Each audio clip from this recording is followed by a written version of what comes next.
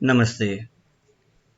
Today in this video we will learn to solve question number 2 from exercise 7.1, that is chapter triangles from class 9.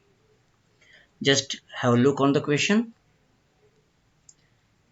ABCD is a quadrilateral in which AD is equal to BC and angle DAB is equal to angle CBA. Prove that first, triangle ABD is congruent with triangle BAC.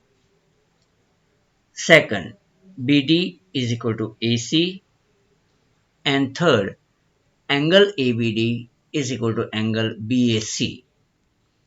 Now, to solve this question, as you know, we have to study this given diagram very carefully.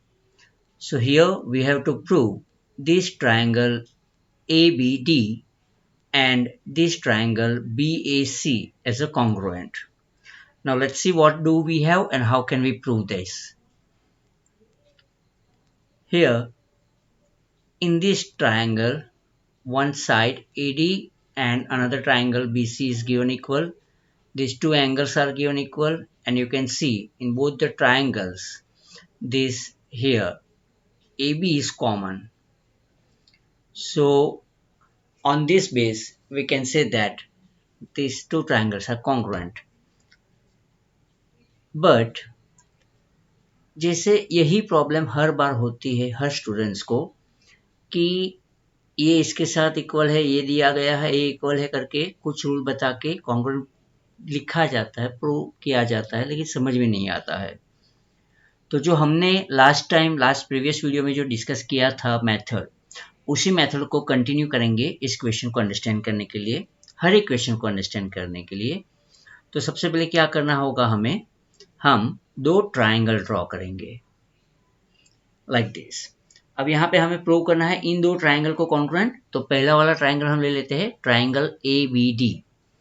तो let's have look on this angle, this is A B and D.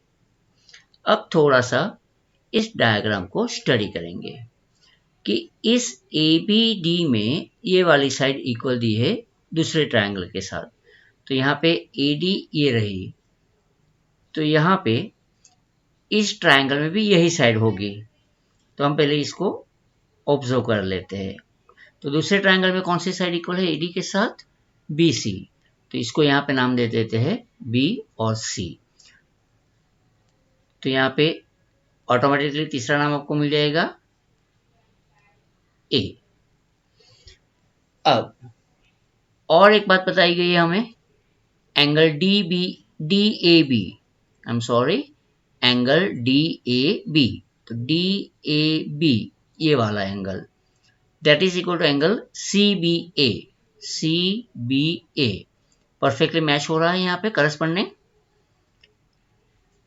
और आप ध्यान से देखेंगे तो A B यहाँ पे भी है, यहाँ पे भी है, तो ए बी इज कॉमन।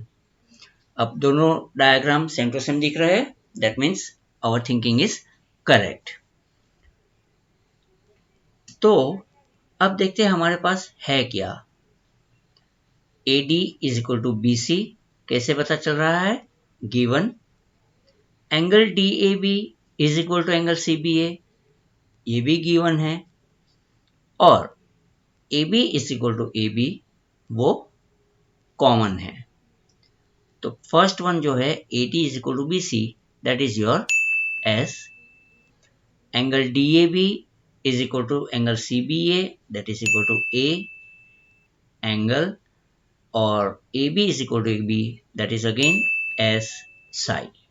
तो by SAS rule हम कह सकते हैं कि triangle ABD is congruent with triangle BAC. ABD is congruent with triangle BAC.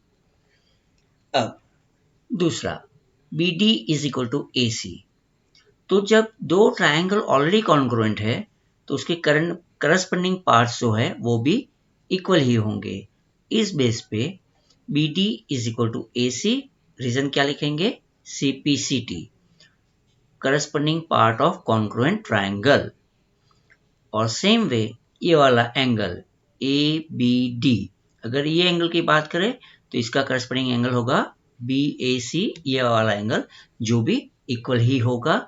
इसलिए इसके लिए भी हम लिख सकते हैं कि angle ABD is equal to angle BAC, reason CPCT, corresponding part of congruent triangle.